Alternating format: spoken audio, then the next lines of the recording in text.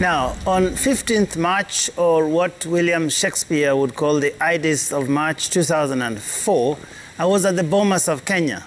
On this day, a group of government representatives, including the then Cabinet Minister Kiraitu Murungi, stormed out of the auditorium and walked out of the National Constitutional Conference that had been going there for nearly 1 year.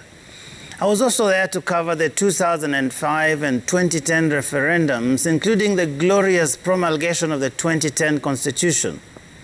Now, I recall these events tonight because they were all part of the long journey that has defined constitution making before. Let me state from the word go that my point tonight is not about who is supporting the BBI bill or who is against it. In a sense, actually, it may be immaterial. After all, everyone has a right to either support it or reject it. It's your choice. But I'm haunted by the history of how we've gone about such processes before, and how many times we've always had this time as a key factor. The time it took to debate and reflect and finally vote. In 1997, when there was no time to do a comprehensive constitutional review, even the people who had insisted that there would be no election without a new constitution had to settle for a minimum reform package under what was called the IPPG, so that they could live to fight another day. In 2002, just when the 629 delegates were settling at the Bomas of Kenya to begin deliberations on a new constitution, the then President Daniel Arap Moi dissolved Parliament, robbing the conference of nearly 1/3 of its delegates. The country had to go into the 2002 election without a new constitution, albeit with a promise that the Bomas meeting would resume right after the election. And sure it did. Now tonight, ladies and gentlemen, let's face it, we are at crossroads. Whether you support the BBI or not, whether you want a referendum or not, no one can deny the fact that we are living on borrowed time when it comes to changing the Constitution. A court judgment has thrown the entire process in limbo. The process has been declared unconstitutional, and the IEBC stopped from carrying out any preparations for a referendum, let alone conducting one. Now, I understand that this was not a final judgment. I know there is an appeal process currently underway.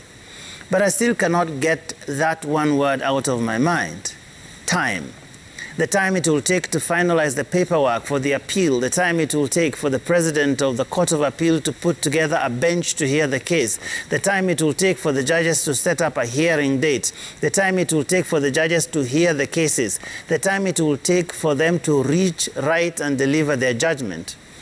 But even when they do that, that may still not be the end of this matter. There is every reason to believe that whoever loses at the Court of Appeal will head to the Supreme Court.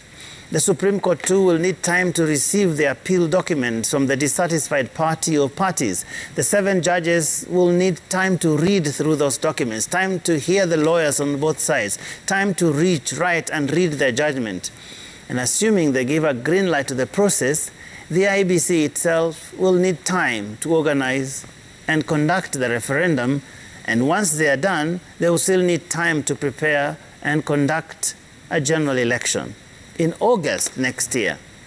I know the BBI proponents have applied for a stay so that the IEBC could be allowed to prepare, and we have to wait and see how that goes. But tonight I'm stuck on that word time.